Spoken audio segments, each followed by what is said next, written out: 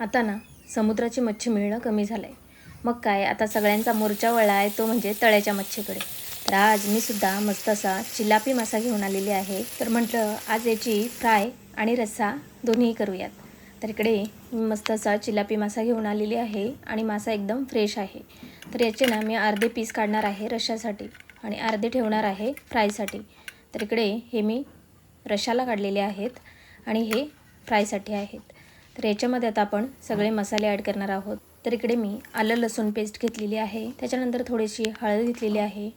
त्यानंतर ह्याच्यावर आपण तिखट मसाला टाकणार आहोत आपल्या आवडीनुसार, आपल्याला जेवढं तिखट हवं असेल तेवढं.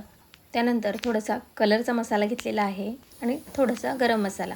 त्यानंतर मीठ घेतलेलं आहे आणि शेवटी चिंचेचा कोळ घेऊन हे आपल्याला मस्त मिक्स करून घ्यायचं आहे. मसाला व्यवस्थित असा माशांना लावून घ्यायचा आणि हे ना असंच आपल्याला अर्धा तास झाकून ठेवायचं आहे.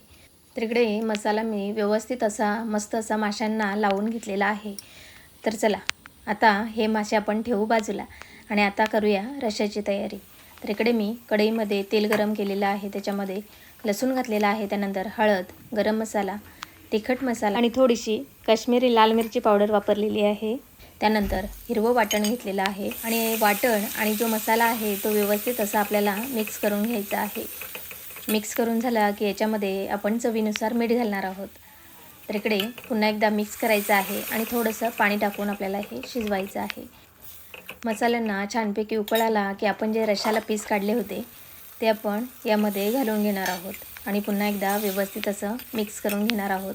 मिक्स करून झालं की याच्यामध्ये आपण थोडासा चिंचेचा कोळ ठेवला होता तोच मी यामध्ये वापरलेला आहे आणि आपल्याला जेवढा रस्सा हवा असेल तेवढा आपण याच्यामध्ये पाणी ॲड करायचं आहे आणि मग झाकून शिजायला ठेवायचं आहे. आणि इकडे मासेसुद्धा मस्त असे मसाल्यात आपण मॅरिनेट केले होते, तर छानपैकी मसाला माशांना लागलेला आहे. तर इकडे मी तव्यावर तेल गरम केलेलं आहे, त्यामध्ये लसूण, कढीपत्ता घातलेला आहे आणि त्यानंतर जे मच्छीचे पीस होते ते आपल्याला व्यवस्थित असे तव्यावर पसरून घ्यायचे आहेत आणि दोन्ही बाजूतून मस्त असे खरपूस होईपर्यंत आपल्याला हे फ्राय करून घ्यायचे आहेत. वरून थोडीशी कोथिंबीर घातलेली आहे आणि इकडे माशांचं कालवणसुद्धा आपलं रेडी झालेलं आहे. तर याच्यावर आपण कोथिंबीर घालून गॅस बंद करून ठेवू. चला तर इकडे कालवण तर झालं रेडी आणि एका बाजूला आपली फ्रायसुद्धा होत आहे रेडी. तर एक बाजू मस्त अशी खरपूस झालेली आहे, तर आपण आता पलटी करून घेणार आहोत आणि व्यवस्थित मासे दोन्ही बाजूतून शेकून घ्यायचे आहेत आणि मासे पलटी करायची अजिबात घाई करायची नाही. पहिला एक बाजू व्यवस्थित अशी खरपूस होऊन द्यायची, त्यानंतरच पलटी करायची. चला तर मी इकडे मच्छी व्यवस्थित आपली अशी फ्राय करून घेतलेली आहे आणि रस्सासुद्धा आपला रेडी झालेला आहे. तर तुम्हीसुद्धा मस्त अशी चिलापी माशाची फ्राय करून बघा, खूप छान लागते. बाय.